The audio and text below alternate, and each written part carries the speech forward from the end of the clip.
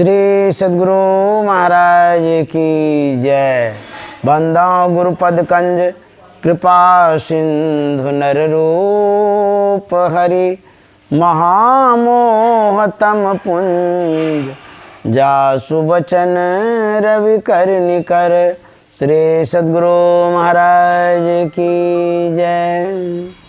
परमाराध्य सद्गुरु महाराज गुरुदेव महर्षि संत सेवी परमहंस जी महाराज गुरु भक्तिन लक्ष्मी तोदी देवी जी उपस्थित सत्संग प्रेमी महानुभावों माता एवं बहनों, आज हम लोग रानीगंज पश्चिम बंगाल में गुरु भक्तिन लक्ष्मी तोदी जी के आवास पर सत्संग कर रहे हैं और यह सौभाग्य का समय उपस्थित हुआ है।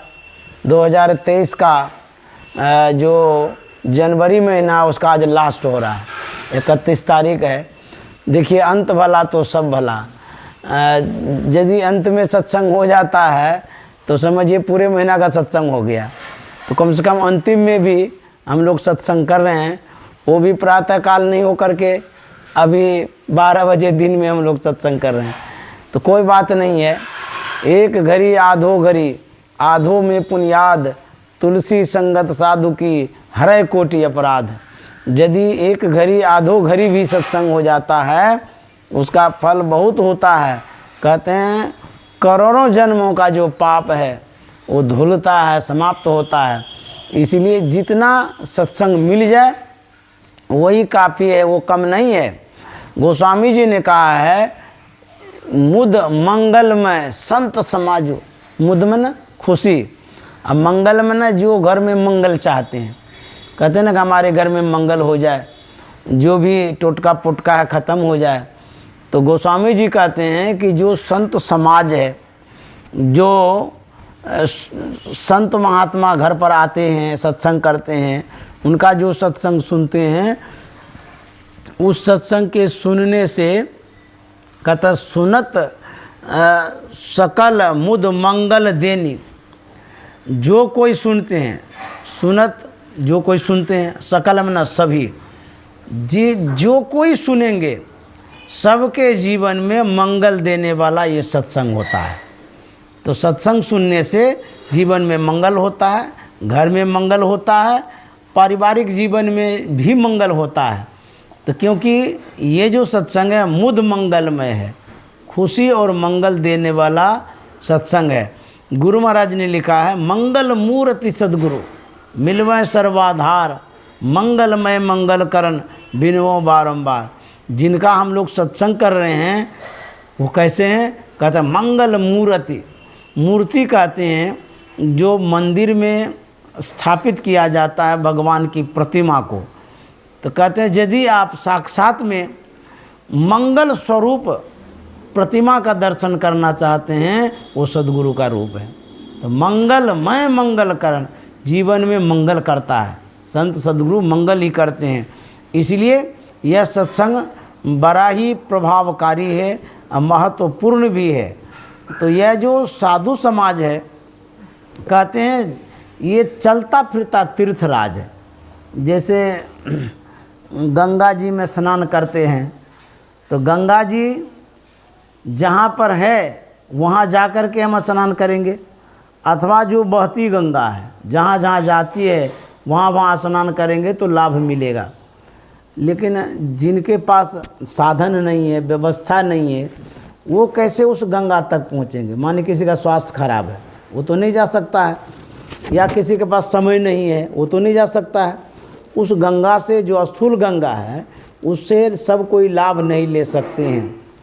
लेकिन संत महात्मा ने कहा कि कोई बात नहीं है, स्थूल गंगा से यदि लाभ नहीं ले पाते हैं तो ऐसी भी गंगा है, आप जहाँ तक नहीं जा सकते हैं वहाँ तक गंगा चली जाएगी, आप तक गंगा चली जाएगी। जैसे कि अभी आप कुप्पा घाट तो गए नहीं, लेकिन कुप्पा घाट से महात्मा को बुला लिए घर पर, तो वो जो ज्ञान की गंगा है वो गंगा आपके घर तक आ गई। इसीलिए इसको कहा चलता फिरता तीर्थराज है, चलते रहता है ये। लेकिन ये गंगा से विशेष गंगा है। बाहर में जो गंगा है वो त्रिवेणी संगम जो है वहाँ जब जाएंगे तब लाभ मिलेगा। लेकिन ये गंगा ऐसी है, या तो आप बुला लीजिए या कभी साधु महात्मा आते हैं सत्संग करा लीजिए, उस गंगा में नहा लीजिए। एक संत ने कहा है, भरा सत्संग का दरिया नहा लो जिसका दिल चाहे, जिगर के दाग पातक का छुरा लो जिसका दिल चाहे, भरा सत्संग का दरिया नहा लो जिसका दिल चाहे। कहते हैं जो ज्ञान की गंगा है इसको दरिया कहा गया है। यह दरिया जो है ऐसा है कि जो इसमें डुबकी लगाता है पूरे पापों से मुक्ति मिलती है। कहते हैं त्रिवेणी संगमो यत्र तीर्थराज स उच्यते तत् स्नानम प्रकुर्वित सर्व पापे प्रमुच्यते। कैसी त्रिवेणी है? कहते हैं शरीर में जो 3 धाराएं हैं, ईरा, पिंगला और सुषुम्ना, 3 धाराएं हैं। तीनों धाराओं में जो सुषुम्ना की धारा है, आज्ञा चक्र में सरस्वती की जो धारा है, कहते हैं उसमें कोई अवगाहन करता है, डुबकी लगाता है, सर्व पापे प्रमुच्यते, सभी पापों से मुक्ति मिलती है। पाप कहते हैं हमसे जो दोष हो गया, भूल हो गई, जो गलती हो गई, उसी को पाप कहते हैं। तो कहते हैं जितना भी दोष है, दुख है, दरिद्रता है, सब दूर होता है इस त्रिवेणी में स्नान करने से, जो संत ने बतलाया है। संतों के त्रिवेणी में जब जाएंगे तो कहते सर्व पापे प्रमुच्यते। बहुत तरह का उपाय हम लोग किया करते हैं, पंडितों को बुलाते हैं, पूजा पाठ करवाते हैं, गंगा में जाते हैं, तीर्थों में जाते हैं, इस तरह से विविध उपाय करते हैं ना। चाहे श्राद्ध में करते हैं या और भी कोई उपलक्ष्य में पूजा पाठ आदि करते हैं। तो संत महात्मा कहते हैं जो सत्संग रूपी गंगा है उसमें यदि आप नहाते हैं तो जितना पाप ताप है सबसे मुक्ति मिल जाती है। ये इतना सरल, सुगम और सहज उपाय है जो संतों ने बताया है। भले इसमें पता न चले कि यहाँ तो कोई खर्चा नहीं हो रहा है, यहाँ और कोई सामग्री तो है नहीं, अक्षत पान फूल वगैरह, लेकिन यहाँ ज्ञान की चर्चा तो हो रही है। कबीर साहब ने कहा इस सत्संग में लाभ बहुत है, तुरंत मिलावे गुरु से, मूर्ख जन कोई सार न जाने, सत्संग में अमृत बरसे। मूर्ख अज्ञानी जीव को कहते हैं, वो इसका महत्व नहीं समझता है, ज्ञान का महत्व नहीं देता है। कहते हैं अमृत की वर्षा होती है लेकिन वो विषय की ओर विष लेने के लिए जाते हैं। तो ये जो सत्संग की धारा है ये अमृत धारा है, ज्ञान की धारा है, इसीलिए इसको सुनना चाहिए। सुन सम जय जन मुदित मन, मज्जयते अनुराग, लय चारि पल अक्षत तनु साधु समाज प्रयाग। कहते हैं ध्यान से सुनिए, गौर से सुनिए। जब ध्यान से आप सुनेंगे तो आपके अंदर में यह एक संस्कार बैठेगा। ध्यान से सुनने से, गहराई से जब सुनेंगे तो आपके अंदर में जो संस्कार है सत्संग का, यह आपके अंदर में बैठेगा और यही संस्कार आपके साथ भी जाएगा। दुनिया में कोई कुछ लेकर नहीं जाता है, न लेके गया है न जाएगा। तो कहता है ये जो सत्संग का संस्कार है यही साथ जाता है। बाबा नानक का सत्संग हो रहा था, उसमें एक बच्चा भी आया था। बाबा नानक ने पूछा कि जो बड़े बड़े आदमी हैं वो तो मेरे सत्संग को सुनता समझता है, तू तो नन्हा मुन्ना बच्चा है जी, तुम क्यों सत्संग में आते हो, तुम क्या सुनते समझते हो? वो बच्चा ने कहा कि बाबा जब मैं घर पर होता हूँ, जिस समय मेरी माँ भोजन बनाती है, मैं चूल्हे के पास बैठा रहता हूँ।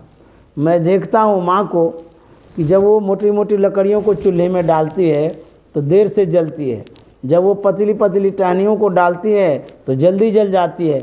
यह देख करके मेरे मन में हुआ कि जो बड़े बड़े आदमी हैं वो तो मोटी मोटी लकड़ियों के समान है, वो तो देर से मरेंगे।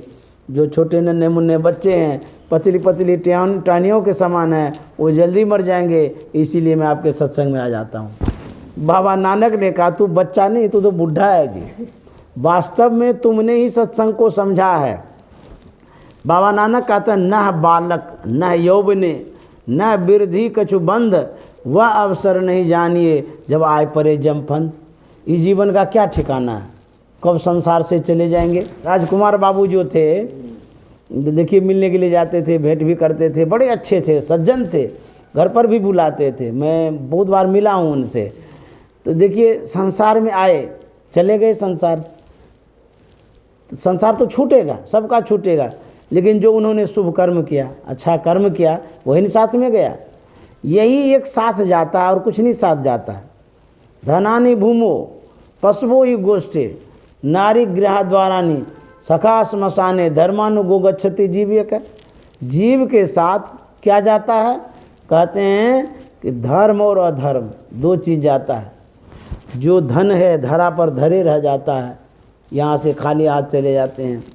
और जो नारी बेचारी है घर से बाहर, बाहर से घर करके रह जाती है और हम अकेले चले जाते हैं। जो पशु है पशुशाला में बंधे रह जाता है, सब छोड़ करके हम यहाँ से चले जाते हैं। क्या जाता साथ में, लेकिन संस्कार जाता है। जो अच्छा कर्म करते हैं, तो जो ये सत्संग कर रहे हैं, जितना भी कर रहे हैं, जो भी आपसे संभव हुआ या जैसा भी संजोग बैठा, यह पुण्य, यह जो धर्म है, यह आपके साथ जाएगा। और धन रुपया पैसा साथ में जाने वाला नहीं है। इसीलिए संतों ने कहा सत्संग से लागीर हो रे भाई, तेरी बिगड़ी बात बन जाई। सत्संग से लगे रहना चाहिए। एक तो साधु महात्मा को बुलाते हैं, ये भी एक सत्संग है। दूसरा संत महात्मा के साहित्य का अवलोकन करते हैं, ये भी एक सत्संग है। जैसे आपने कहा कि शांति संदेश हमारे यहाँ आना चाहिए, बहू भी बोली, उनके भी मन में है शांति संदेश के प्रति लगाव। तो इस तरह से जो साहित्य पढ़ते हैं, सदग्रंथों का जो अध्ययन करते हैं, यह भी एक सत्संग है। उसके बाद यदि आप घर में सदचर्चा करते हैं, सत्संग की चर्चा करते हैं, सदगुरु की चर्चा करते हैं, तो वह भी एक सत्संग है। तो इस तरह से जब हम अपने आप को सत्संगों के संस्कार में ढालते हैं, तो यह संस्कार क्या करता है। गुरु महाराज ने कहा है कि यदि सत्संग करते करते शरीर छूट जाता है, भले मोक्ष और मुक्ति को नहीं प्राप्त कर पाए हैं, लेकिन श्रीमान के यहाँ जन्म होगा, अच्छे कुल में जन्म होगा, अच्छी गति होगी। इसलिए भी ये सत्संग जरूरी है। देखिए मरते तो सब कोई है, ध्रुव निश्चित है। राजा, रंक, भिखारी, गरीब, अमीर, भगवान कोटि के लोग सब मरेंगे, जाएंगे सब इस संसार से। आए हैं सो जाएंगे। राजा, रंक, फकीर, एक सिंहासन चढ़ी चले एक बंधे जात जंजीर।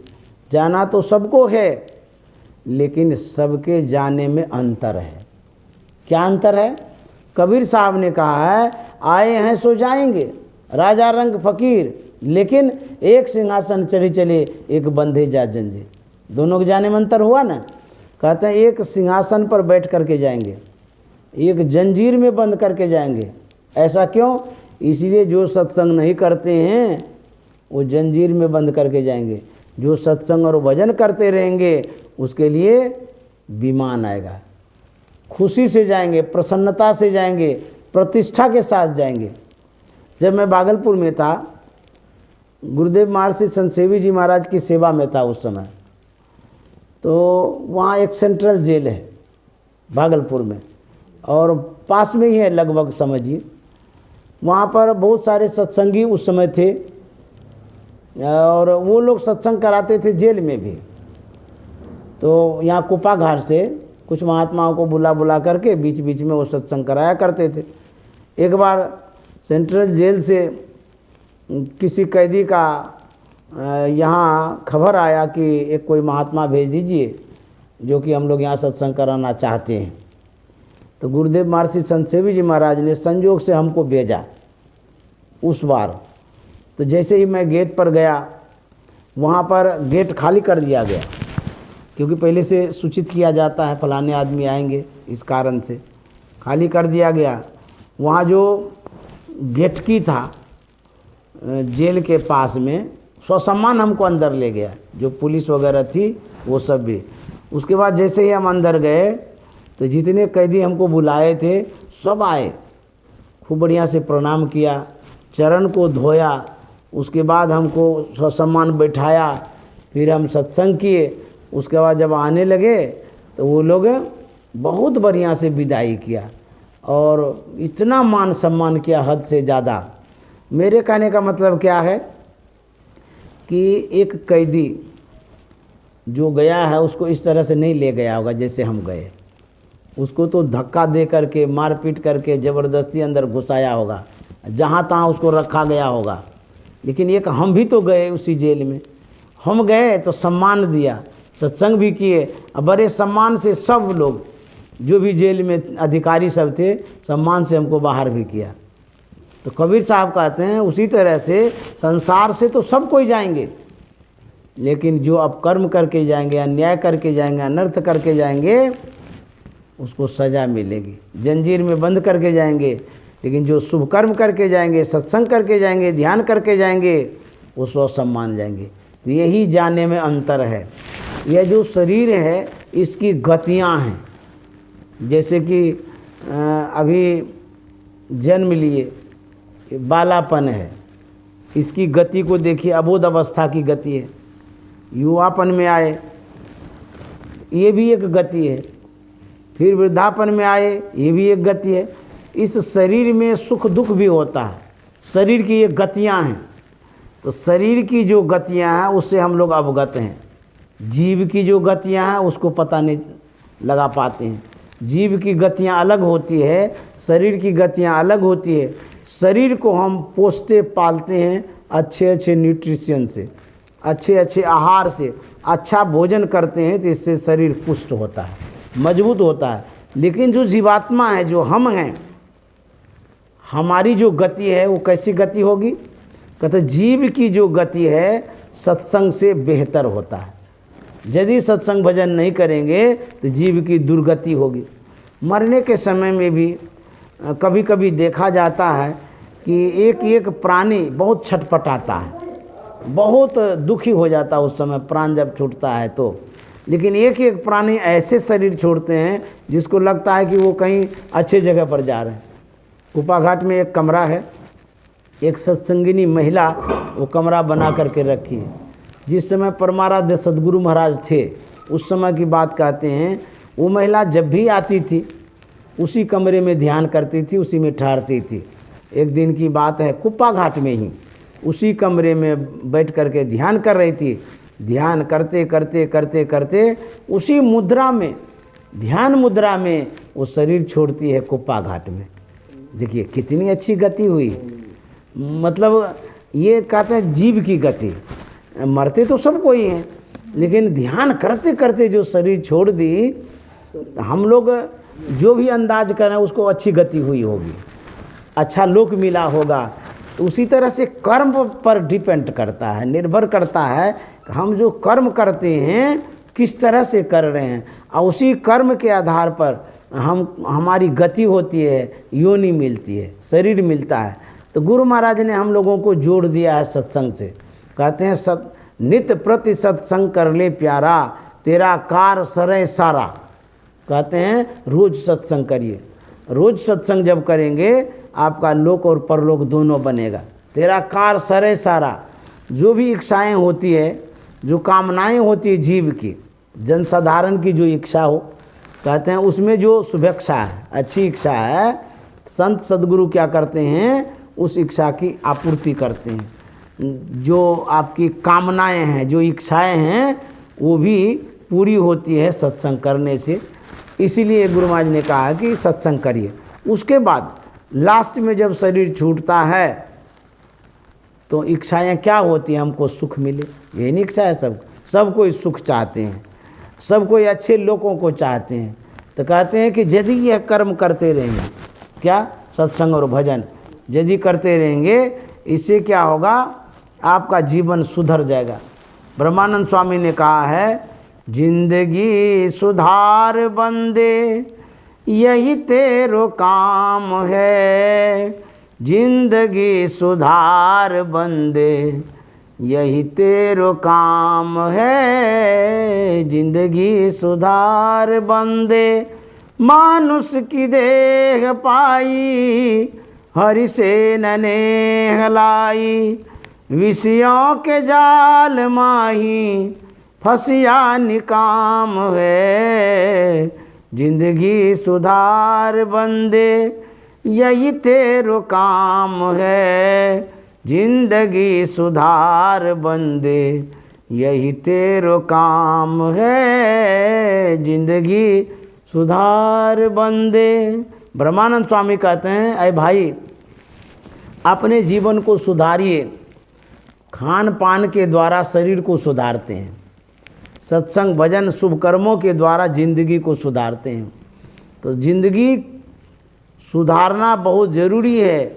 हम लोग जो कर्म करते हैं उस कर्म में यह सोचिए कि जीवन के लिए हम क्या कर रहे हैं। शरीर के लिए तो सुबह से शाम तक करते हैं, कमाते हैं, पैसा जमा करते हैं, खाते हैं, सोते हैं, बैठते हैं, घूमते हैं, चलते हैं, फिरते हैं। ये शरीर के लिए आप कर रहे हैं। जीवन के लिए, जीवन के लिए कहते हैं यही सत्संग है। आपने बुलाया, हम आ गए, सत्संग सुन लिए। जितनी ही देर भाग्य में है उतना देर सत्संग किए। यह आपके कर्म में यह जमा होगा। ये पूंजी है, बट खर्चा जिसको कहते हैं। भले शरीर छोड़ करके जाएंगे लेकिन इतनी पूंजी तो जमा रहेगी। तो जो जितना शुभ कर्म करते हैं उस शुभ कर्म के अनुकूल उनको सुख मिलता है। एक कंजूस सेठ था, वो कहीं तीर्थों में जा रहा था। वो ट्रेन से यात्रा कर रहा था। उनके पास गठरी पोटरी भी थी। वह जहाँ उतरता है गठरी पोटरी उठाने के लिए कुली खोजता है। गया कुली खोजने तो एक कुली मिला, तो बोला कि हाँ हम ढो देंगे। तो क्या नाम है, सेठ जी ने पूछा कि कितना पैसा लोगे? तो बोले इतना लेंगे। तो उनके मन में वह नहीं इतना ज़्यादा पैसा देना ठीक नहीं है। तो उन्होंने कहा कि हमको सस्ता कुली चाहिए जो कम से कम पैसा ले। तो बोले अच्छा आपको सस्ता कुली चाहिए? तो कुली ने कहा एक कुली है। बोले क्या नाम है, कहाँ पर है? बोले उसका नाम है कम खुराकी। तो कहाँ है? बोले कुछ चाय दुकान में है। तो वो गया ढूंढते ढूंढते वहाँ पर। तो पूछता है कि कम खुराकी कौन है? वो कुली ने कहा हम ही हैं। तो बोली कि ऐसा करिए कि मेरी एक गठरी पोटरी है उसको ढो देंगे। बोले हाँ ढो देंगे, क्यों नहीं। तो बोले कितना पैसा लोगे? तो कम खुराकी ने कहा कि जितना दोगे उतने में ढो देंगे। बोले हाँ ये कुली बढ़िया है, ऐसा ही हमको कुली चाहिए। तो वह पोटरी उठाता है, लेकिन कुली कहता है कि मेरा भी एगो शर्त है। तो कंजूस सेठ ने कहा क्या शर्त है भाई? अब तो बोले कि जितना देंगे उतने में ढो देंगे, शर्त क्या है? बोले शर्त यही है, जो देंगे पैसा वो तो हम मंजूर कर लिए, मान लिए, लेकिन मैं जो कुछ भी सुनाऊंगा वो आपको सुनना पड़ेगा। बोले इसमें पैसा नहीं लगेगा? बोले नहीं कोई पैसा नहीं लगेगा। तो बोले ठीक है सुन लेंगे, उसमें क्या है। उसके बाद वो पोटरी उठाता है, सत्संग की चर्चा करता है। जहाँ तक जाना था वहाँ तक सत्संग सुनाते गया, सुनाते गया, सुनाते गया। समय आया, पोटरी उसको दे दिया और अपना पैसा ले करके जो कम खुराकी था अपने घर की ओर आया। एक समय आता है सेठ की मृत्यु हो जाती है। उस समय जमराज आता है हिसाब लेने के लिए।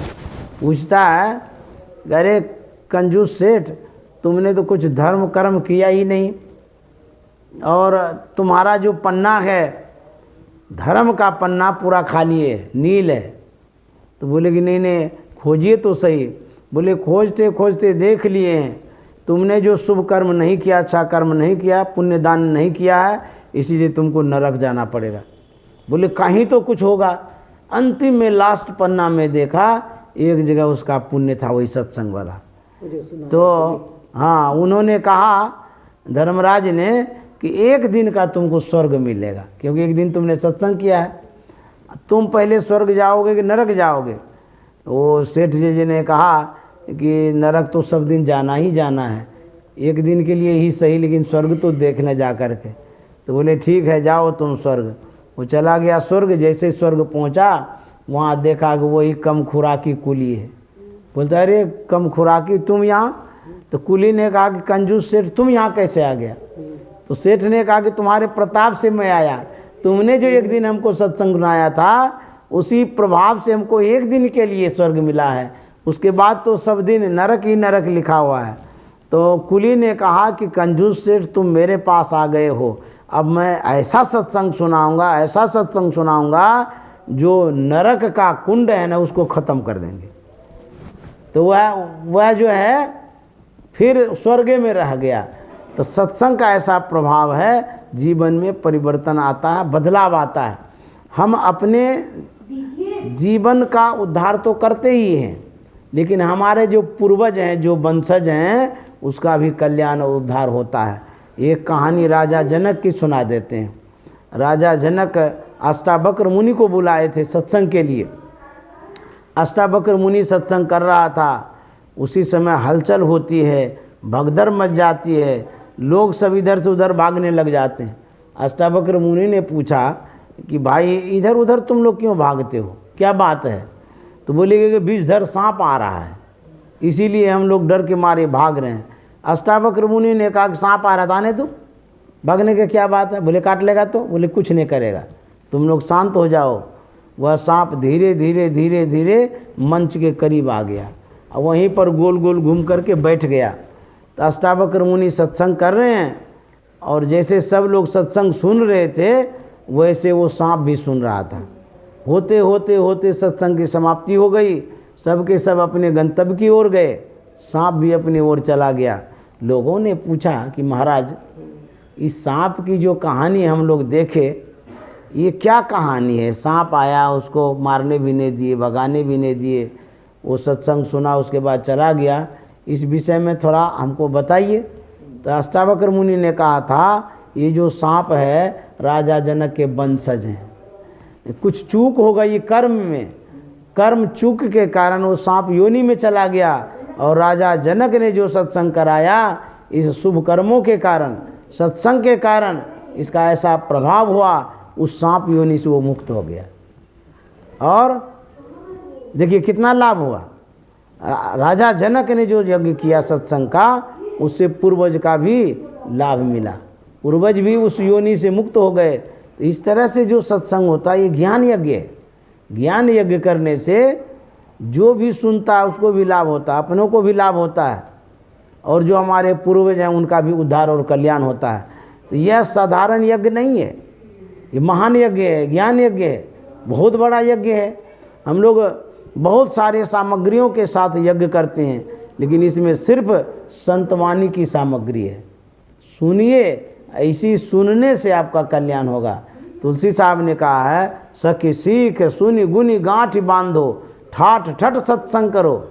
हे सखी सुनिए, गुनिए और गांठ बांध लीजिए। गांठ बांधने का मतलब है जो बात कही जाती है उसको ध्यान में रखिए, और वह बात ऐसा ध्यान में रखिए कि भूलिए ही नहीं। गुरु महाराज ने बड़ा अच्छा लिखा है, संत मते की बात कहूँ साधक हित लागी, कहूँ अरिल पद जोरी जान करे हैं बरभागी। बातें हैं अनमोल मोल नहीं एक एक की, अरे हारे में ही कहूँ जो चाहूँ कहन संत पद सिर निज टेकी। गुरु महाराज कहते हैं ये जो बात है संतवाणी वाली बात, ये अनमोल है, एक एक बात का मोल नहीं है। और गुरु महाराज कहते हैं कि मैं संतों के चरणों को प्रणाम करके कहता हूँ कि सतजन सेवन करत नित्य सत्संगति करना, वचन अमीय दे ध्यान श्रवण करी चित्त में धरना। गुरु महाराज कहते हैं सतजन सेवन करत, सज्जन की सेवा करनी चाहिए, सज्जनों को घर में बुलाना चाहिए। जागर गुरु की भक्ति नहीं, संत नहीं मेहमान, तागर जम डेरा दियो जीवत होयो मसान। जिस घर में साधु महात्मा नहीं आते हैं वह घर श्मशान घाट के समान है।